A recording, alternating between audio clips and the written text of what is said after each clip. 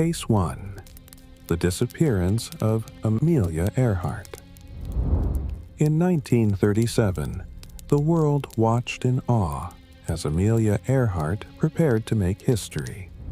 She was already a legend, the first woman to fly solo across the Atlantic Ocean, a pioneer in aviation and a symbol of courage for an entire generation.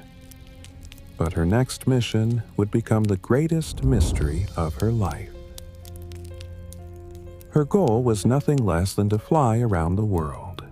She and her navigator, Fred Noonan, set off in a twin-engine Lockheed Electra, determined to complete a journey of nearly 29,000 miles.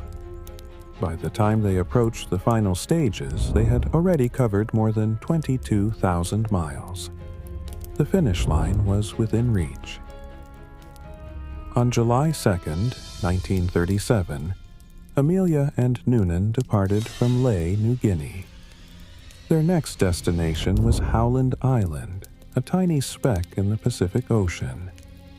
But the distance was over 2,500 miles across open water.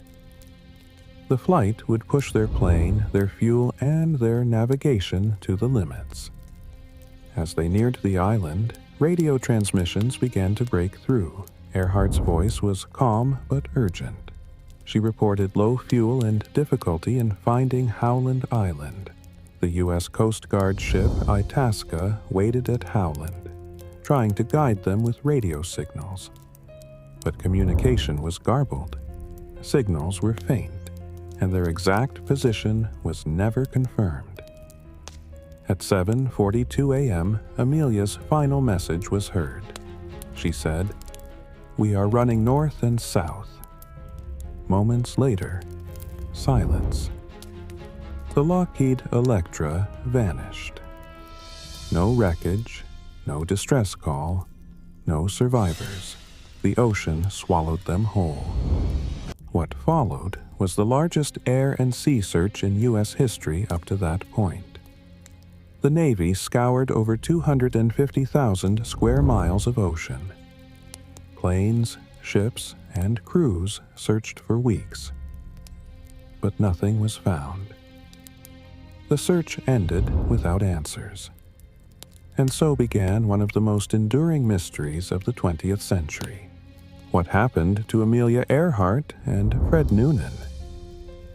The simplest explanation is that their plane ran out of fuel and crashed into the ocean near Howland Island. The Pacific is vast, and even a massive search can miss a wreck. For decades, this was considered the most likely outcome. But other theories soon surfaced. One suggests that Earhart and Noonan landed on Gardner Island, now known as Nikumaroro. In 1940, human bones were found there, along with pieces of a shoe and improvised tools. Some believe these belonged to Amelia, who may have survived as a castaway before perishing on the island. Another theory claims they were captured by the Japanese. In 1937, Japan controlled much of the Pacific. Witnesses later claimed they saw a woman and a man resembling Amelia and Noonan taken prisoner by Japanese forces. Some even insisted she was executed as a spy. Though no evidence has ever confirmed this, the theory refuses to die. Then there are the conspiracy theories. Some say Earhart secretly returned to the United States under a false identity, living quietly after a failed mission. Others believe the U.S. government used her flight as a cover for spying on Japanese territories, and that she was silenced afterward. In 2018, a photograph surfaced in the National Archives showing people on a dock in the Marshall Islands. Some researchers claimed the figures resembled Amelia and Noonan, but the photo was later dated earlier than 1937, discrediting the claim. Even modern searches using sonar, deep-sea drones, and satellite scans have failed to locate her plane. The ocean is vast, and the wreckage could lie miles deep, hidden forever beneath the waves. More than 80 years later, Amelia Earhart remains frozen in history. A daring adventurer, a fearless pilot, and a woman who refused to accept limits. Her disappearance is not just an unsolved mystery, but a story that still captures the imagination of the world.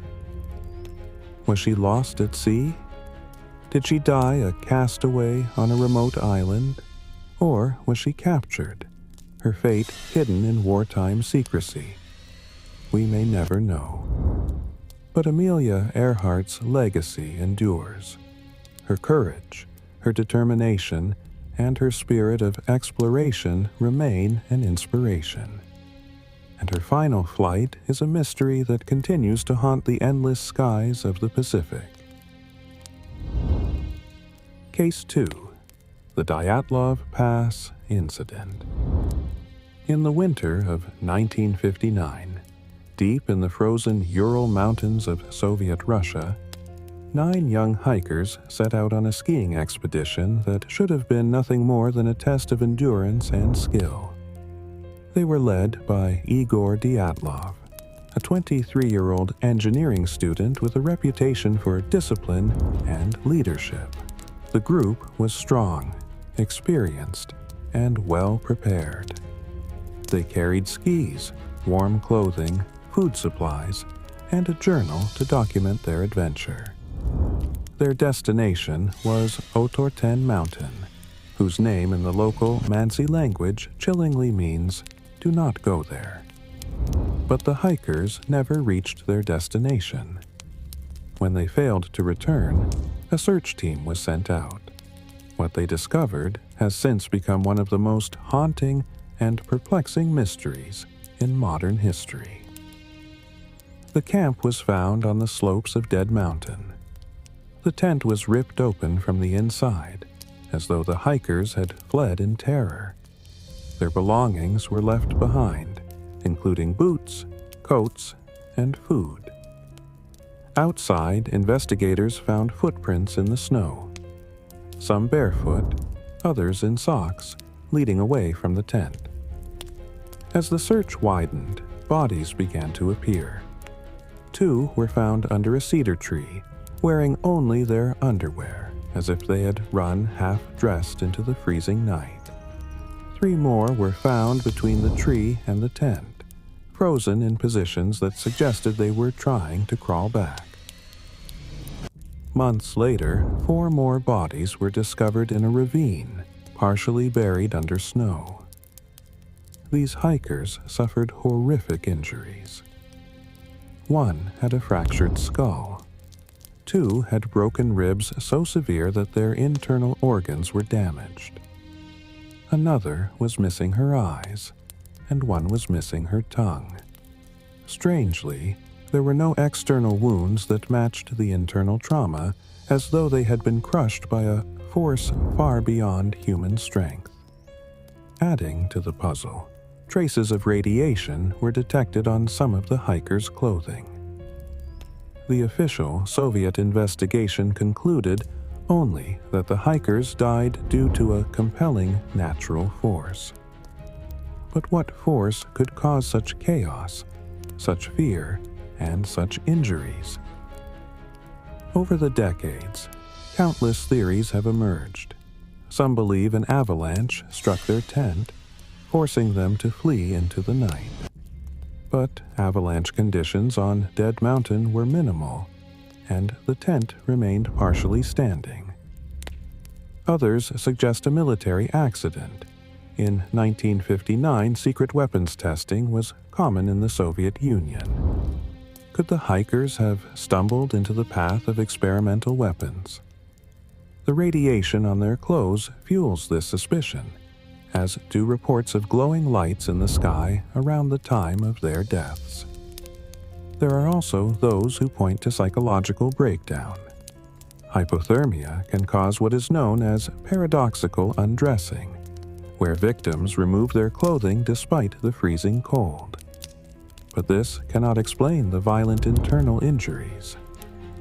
Still others whisper about the supernatural. The Mansi people, whose land the hikers crossed, told of spirits guarding the mountains. And the name Dead Mountain was already a warning. Could something beyond human understanding have driven them to panic? Even now, more than 60 years later, the Dyatlov Pass incident remains unsolved. The hikers were buried together, their journals ending abruptly, their last photographs showing nothing but a normal expedition. 9 young lives were lost, and the truth went with them into the snow. And so, the question lingers. What really happened on that freezing February night? Was it an avalanche, a secret experiment, a natural disaster, or something we are not meant to understand? The mystery endures, frozen in time, on the slopes of Dead Mountain. Official update.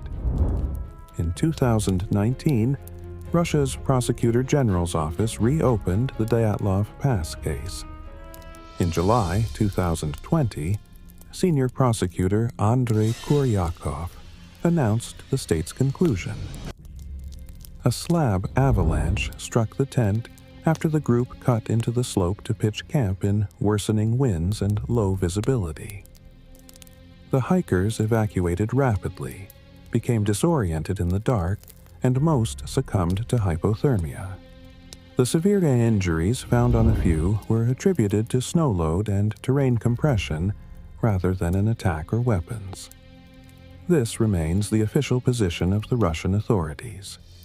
Independent modeling published in 2021 by Swiss researchers also showed that a small, delayed slab avalanche, driven by wind-transported snow and the excavated ledge, could produce the injuries and sequence observed, lending scientific support to the avalanche scenario.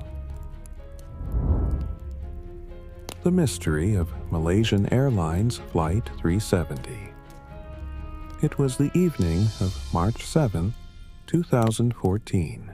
239 passengers and crew boarded Malaysian Airlines Flight 370 at Kuala Lumpur International Airport. The destination was Beijing, China, a routine overnight flight. The aircraft was a Boeing 777, one of the safest and most reliable passenger jets in the world. The captain was Zahari Ahmad Shah, an experienced pilot with more than 18,000 hours of flying experience.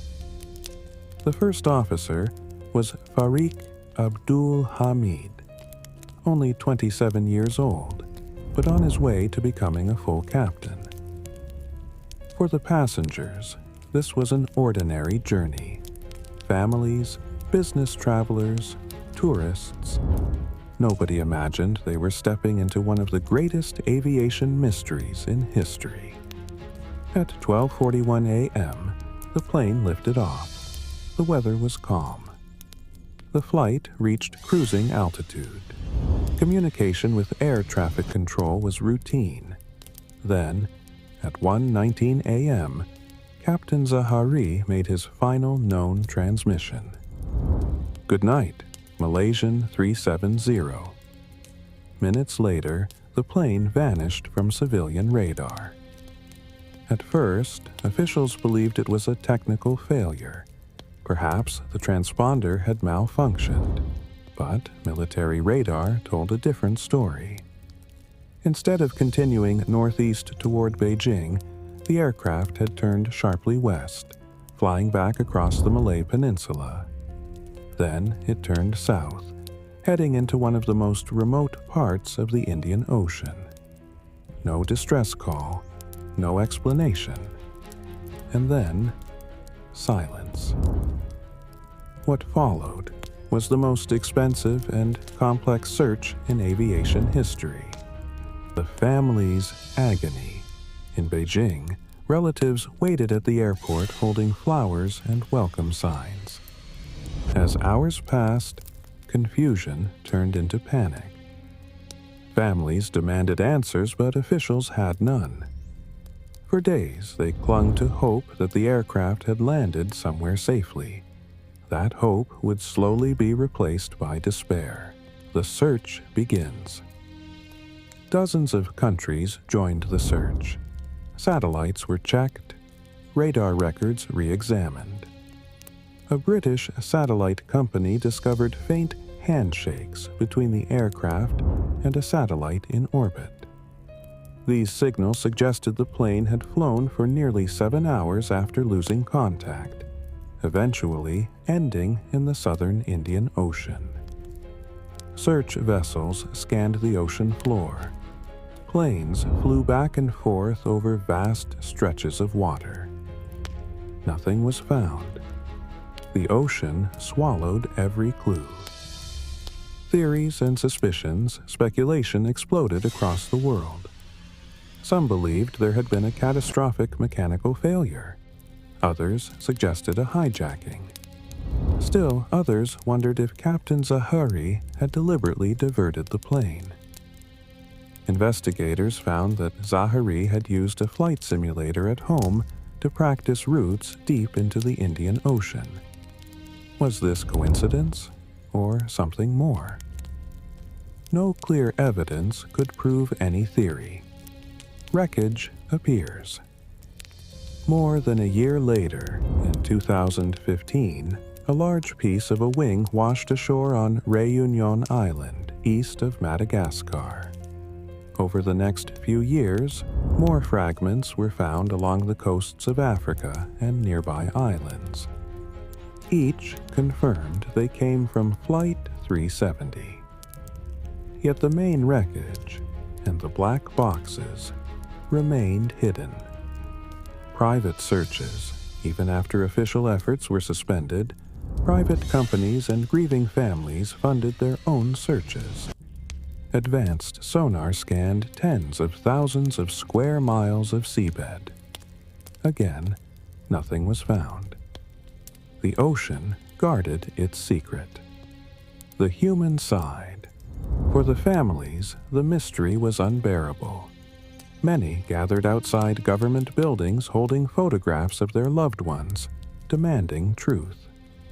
Some believed officials knew more than they revealed.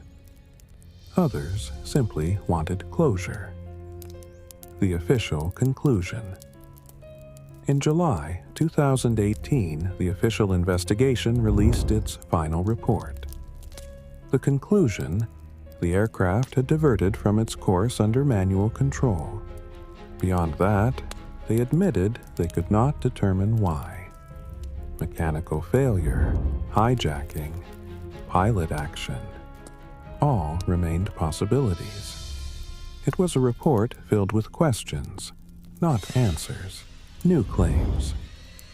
In recent years, new technology and independent researchers have tried to narrow the possible crash site using satellite data, ocean currents, and even sound waves recorded by underwater sensors.